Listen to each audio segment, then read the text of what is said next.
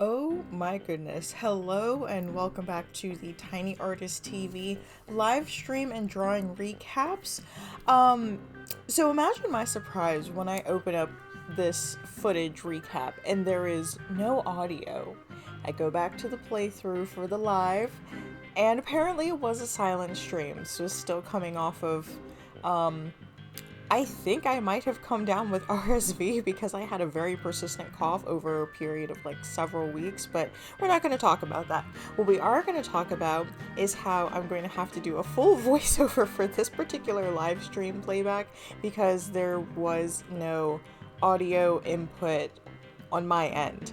So, with that being said, as you can see, I've gotten well into the sketch here. This was supposed to be another candy girl. Her name is Anise, and she is based on black licorice. And this is one that I'm gonna have to redesign because the essence is there, but the execution, I felt I lost the plot a little bit in the execution. I went a little more creepy than I had initially intended. So instead of giving her bones in her costume, which I do like her costume, but maybe for a different character.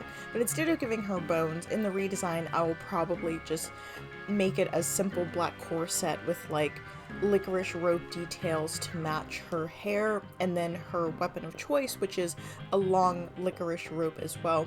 But she's supposed to be this sort of like forlorn spirit type character because I'm one of the few people who like licorice, but it's a very divisive candy, a very divisive treat, and so it was kind of in the spirit of this is a sweet that's been left in the bottom of the candy bucket after Halloween, and so she's just sort of sad. She's the ghost of what she used to be, and so that was kind of the idea behind this particular character design in this candy girl.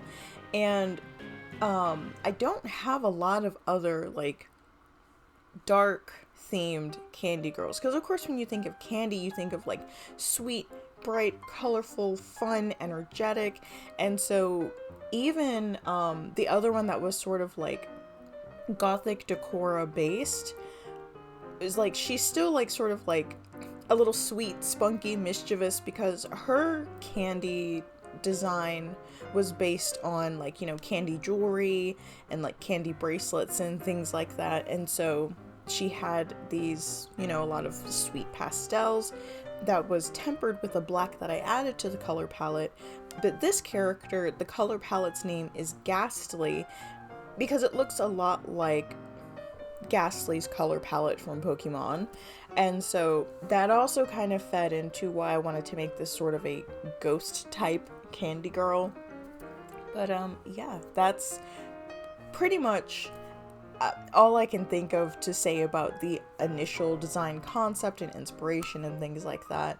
So just getting into the line art and finishing up any fine tuning over the sketch work. The hair still looks kind of funky because it's on a different layer, because I thought I was gonna treat it, and I think I do end up treating it differently by the end of the drawing.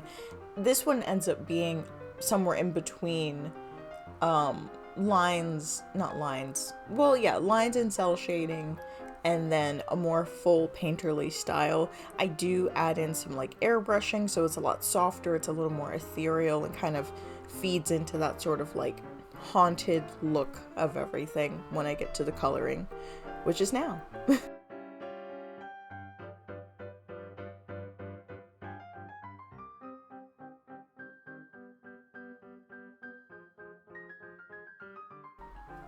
As I zoom in here to color the face, you can see that she has vampire fangs. Logistically, I'm not sure why this character would have necessarily needed to be a vampire or would make sense as a vampire.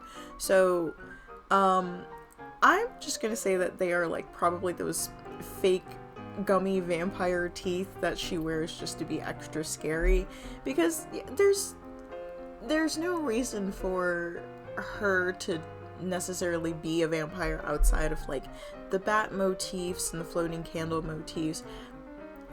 I think there are like black licorice bat wing candies. I'll have to look into that, but so that could make sense. But that aside, yeah, she's just kind of just kind of a sad girl. I don't know why it made her a vampire character. If anyone could think of a better excuse as to why she would be a vampire, go ahead and type it down in the comments. I would love to see your theories. As we get further into the coloring, I know because of her design, she's more bones than candy. I know she's already like wildly different from the other candy girls, just aesthetically, stylistically.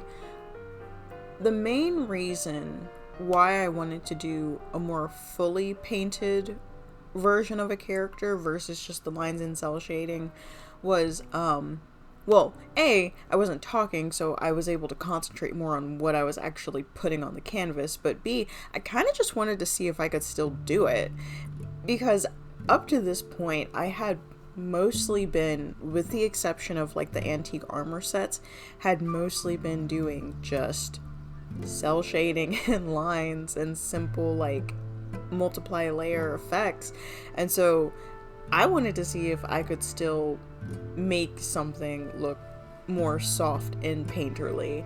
And again, it did work in my favor to have this feel more like a more, again, gothic leaning style of drawing, that sort of soft, somber effect. But yeah, this was mainly just for me to like challenge myself and see if I still could make art look the way it used to before I was like really doing any sort of production for my channel, and I would just come home and draw, not for the camera, so I wouldn't have to worry about being on for anybody. And so with me being silent for this one, I could just sort of be silent and concentrate on what I was doing and think through the techniques and textures and what brushes I would need to create what effects I was going for. And I think I was effective with it. I could have spent more time working on things, but again, because I was on camera for this, if I was off camera, I would have easily spent another hour or two refining things, but on camera, I'd spent about an hour and 40, something like that, working on this, which is like, typically, I wanted my streams to be around 2 hours, and it was a silent stream, so I didn't want it to go any longer than it had to, but yeah, this is one that I could easily revisit and refine. Speaking of refining, this character is pretty much done. The last things that I need to do are, of course, the candle effects and the glow and finishing touches in that regard. So overall, the main idea is finished. But I like this character, but she's just not a candy girl, and so unfortunately I'm gonna have to add her to the homework bin along with, what were the other two that I need to redo? There's two more. Oh my goodness, yeah, the Strawberry Coulis Italian Renaissance armor, which is also another painted one, so that's gonna be fun to do as homework. And then, I don't know, maybe it was the Orchid Spider Widow?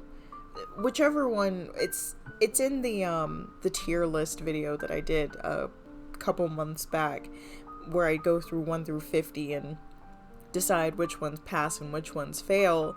But yeah, she's gonna go in the rework folder, not for any failing from an overall design point, just because like she needs to be redesigned to be more cohesive with the other candy girls. That's pretty much it. Again, just removing the bones and replacing those with candy, and it's a simple enough fix. And then making the hair look more like licorice, because that's the idea. It was supposed to be, her hair is supposed to be like wild strands of like licorice candy. And then of course the licorice rope, which is I think the very last thing I do for this character.